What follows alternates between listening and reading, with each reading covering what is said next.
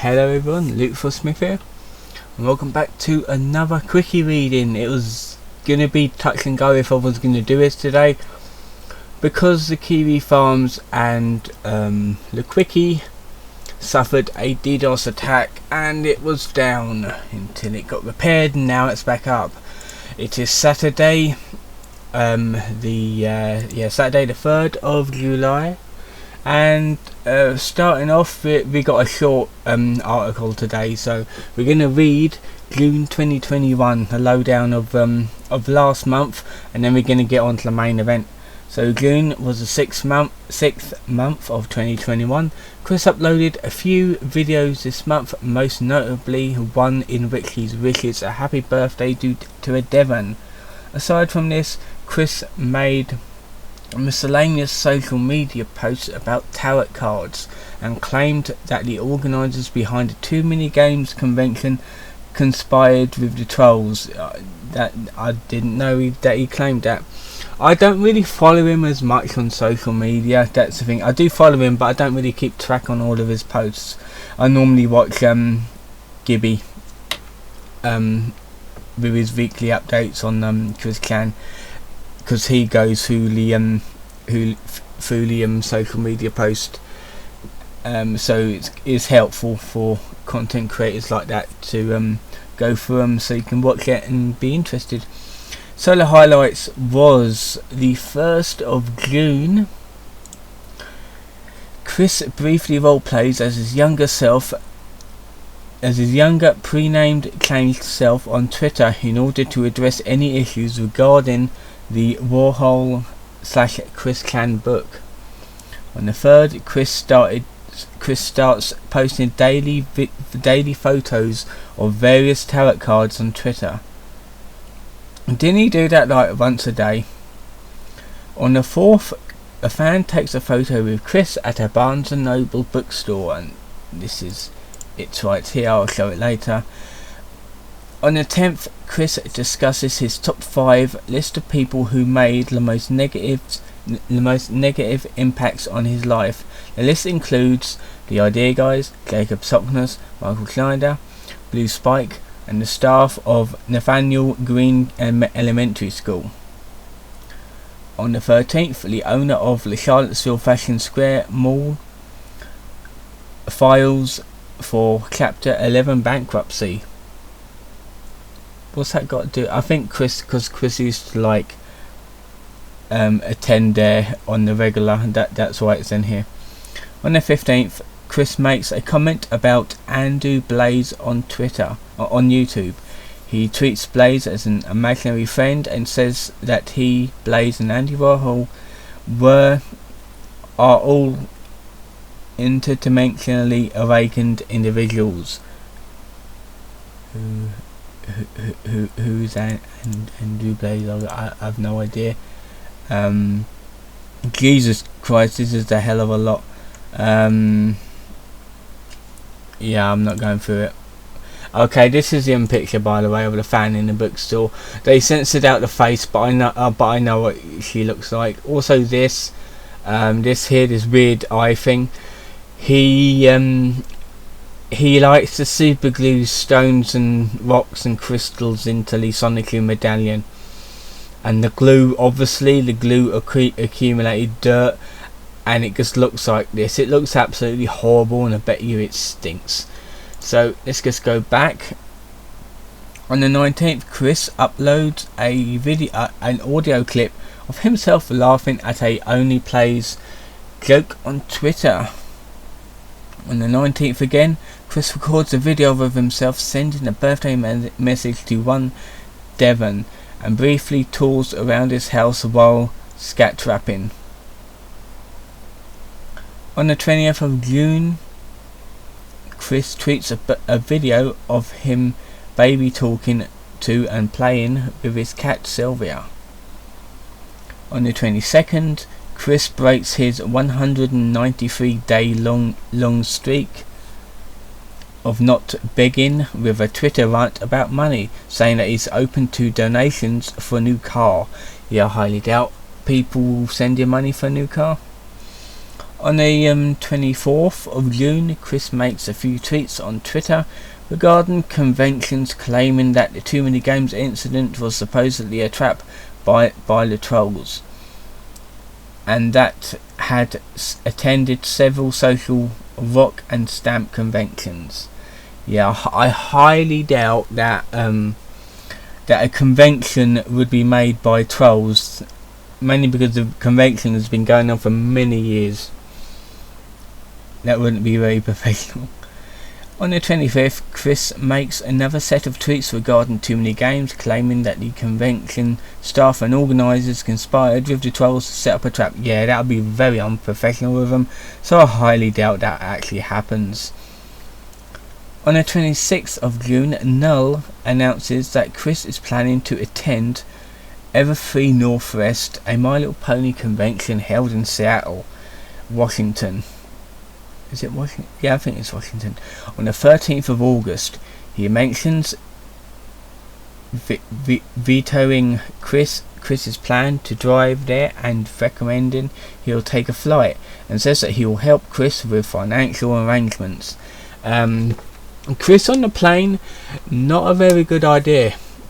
He'd need a helper or a carer with him or something like that. I would not trust Chris on his own on the plane. He'll probably say something and the plane will have to make an emergency landing because like a bomb fell or something. Yeah, I wouldn't trust him on the plane.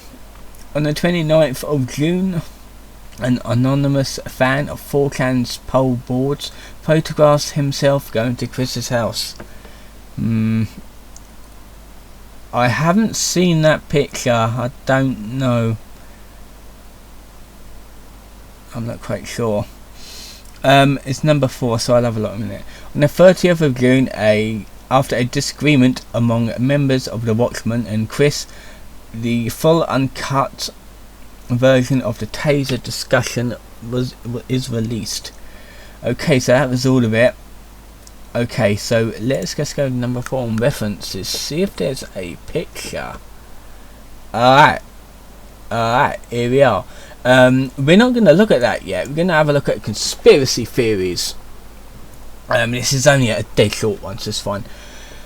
So let's just bring that up. Conspiracy theories. A conspiracy theory is a belief that a secret, powerful, evil organization is responsible for an event. Among the many issues faced by Chris in his perception of reality, his tendency towards conspiracy theories is the one that has caused him the most trouble. Chris views the fact of his own life through the lens of his huge, cloying ego, and as such believes that anyone who prevents him from getting what he wants is only interested in being mean to him. It's for his own sake. It's for its own sake. Something to which neither he nor his parents take kindly. It's because he thinks that people are conspiring against him, even like his previous jobs and his school and the events that he attended and the media. He thinks that everything's conspiring against him. When no culprit responsible for his unhappiness is visible, Chris prefers to assure unseen hands of plotting against him, even years after actual conspirators stop trolling him. There's only like 2 sections of this. Conspiracies Chris actually believes. Chris believes that he was intentionally infected with autism by his doctor. No doctor can do that. I don't think that's an actual thing. It's actually genetic, I think. Anyone who hinders Chris's love quest is part of an effort to make true love illegal, either in Virginia or nationwide. This choice of words suggests that Chris thinks he is entitled to a girlfriend, and that people are attempting to take legal action to deprive him of his alleged girl. Chris blamed his inability to find guests to a sporting event on effort by the Greene County School Board to deprive him of friends. Yeah, that's not true, because normally schools encourage people to make friends, including conspiracies with realtors, eh, to keep him in Ruckersville, and with Michael Schneider to keep him out of his favourite hangout. When Chris is active on the Tomboys and Tomgirls of Virginia forum, he revealed that his parents believed his former acquaintances from the game place were behind the harassment he has been receiving from the trolls. Barbara and Bob may have concluded this from being unfamiliar with the concept of internet trolling. Chris also held the belief. In addition, he claimed that Michael Schneider was holding a criminal scandal because the owner of the place, as well as 3 other associated hobby stores, is a convicted sex offender. He also tried to argue that the store itself is in violation with the law, simply because it was too close to a public school and owned by a sex offender who is never actually there. Ironically enough, acting like a sex offender is one of the many things that got Chris banned from the store in the first place. Chris would eventually accuse Michael Schneider himself of being a child molester, going as far as to accuse him of molesting his own daughter. In case you've forgotten, Schneider once chased Chris down after he unintentionally took a candid photographs of the same daughter Chris accused him of molesting. 3 years after being banned from the Too Many Games convention on very legitimate grounds, premises, Chris mentioned that his belief that the event coordinator had been with the trolls the entire time, and the ban has been the result of a setup. Okay, so that bit's new, because that wasn't there for a minute. Possible origins and reinforcements. Chris's tendencies towards these sorts of thoughts may have spiraled back to 2 people, Robert and Barbara Chandler. A phone call between his parents and a game place employee revealed a number of things. Most importantly, it's illustrated that they believe Chris's entire trolling began as a conspiracy between Michael Schneider, Megan Schroeder, and a number of potential homosexuals to terrorize and torment and persecute Chris for being autistic, going as far as to believe that they broke into his credit card account and tried to ruin his credit.